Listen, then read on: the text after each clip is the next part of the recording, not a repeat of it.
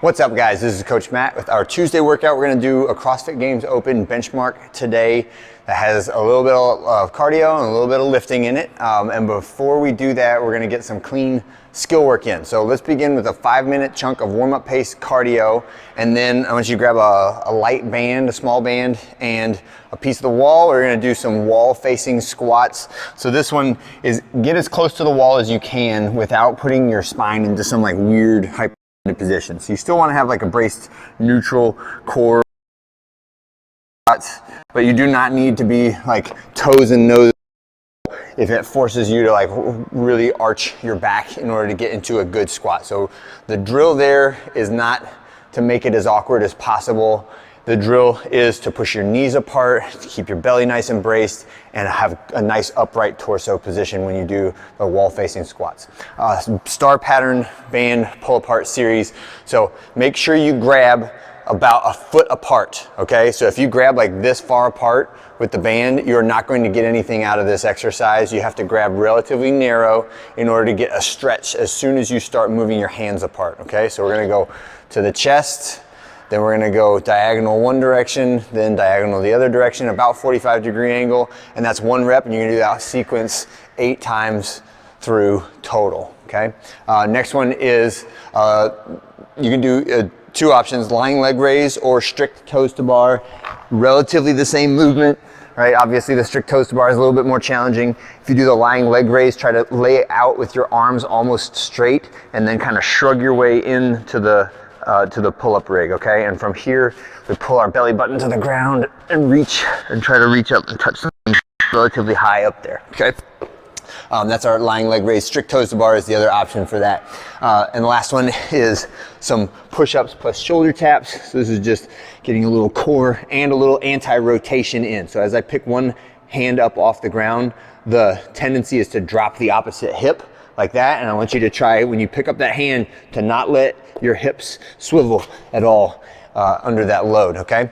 When we finish the general warm-up, we're gonna go into a specific warm-up for cleans.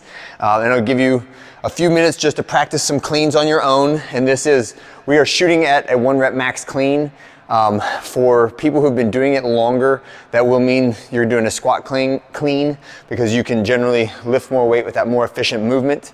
But don't worry, if you want to do a power clean today, that is totally fine too. But anyway you slice it, what we are shooting at is picking something heavy up from the ground and catching it at our shoulders and standing tall to full extension, okay? So we have a few minutes to do a few warm-up reps of the clean, and then I'm gonna put you on a 10-minute clock, and I wanna get 5 sets of 3 reps of this little drill sequence.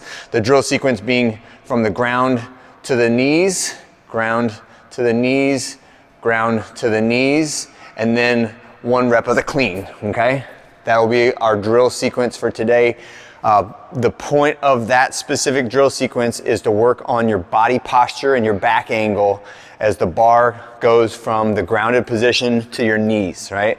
And one of the principles that we operate with in Olympic lifting is the way that you start influences the way that you finish, right? So if you think I'm just gonna yank it off the ground, get myself in this awful position, but I'm so good at this that I can totally correct it and fix it while my feet are in the air, that's not a good strategy for a successful clean, right? So that's why we focus on the slower, more mundane parts of the clean of getting a really good setup in that first pull position, right?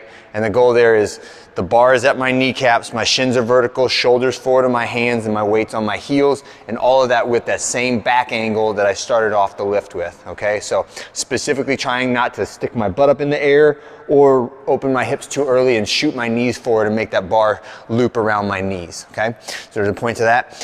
So 5 sets of 3 after you've done your warm-ups, and then you can slowly build up to an opening weight for your clean, and you can leave that on the bar, all right? So let's say I got up and I'm gonna shoot for, say, 245 on my on the workout, right? Maybe I load it up to about 185 and do 1 rep of that. It should feel light, it should feel fast, right?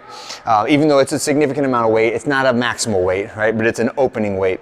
Then I'll set my dumbbells up next to it, and I understand in 18.2 there's a specific, like, you had to have a box and you had to have tape set out and whatnot. We're not gonna do that today. We'll just set it up for a normal class organization, but you should have your bar ready to go for your first clean attempt, and then your dumbbells right next to it, okay?